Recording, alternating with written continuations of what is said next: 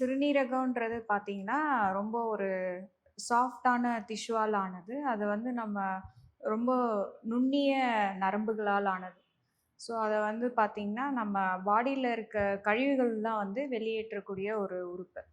So, அதில இருக்க அந்த ஃபில்ட்ரேஷன்லாம் பார்த்தீங்கன்னா, ரொம்ப நுண்ணிய நரம்புகளால் ஆயிருக்கும். ஸோ, நம்ம சாப்பிடுற உணவுகள்ல இருந்தே வந்து நம்ம அத வந்து இத சாப்பிடணும், அத சாப்பிடக்கூடாதுன்றது வந்து நம்ம கான்ஷியஸ் அங்கேயே இருக்கணும்.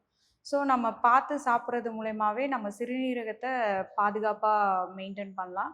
அதுக்கப்புறம் பார்த்தீங்கன்னா, ஆ தண்ணி நெறைய குடிக்கணும்னு சொல்லுவாங்க சிலரு. அப்படின்னு கிடையாது. நம்ம உடம்புக்கு நமக்கு தாகம் எடுக்கும்போது நம்ம தண்ணிய குடிச்சிக்கணும். ஸோ, அப்படியே சிலர் வேல வேலையில இருந்துட்டு அப்படியே தொண்டெல்லாம் வறண்டு போற மாரிலாம் இருப்பாங்க.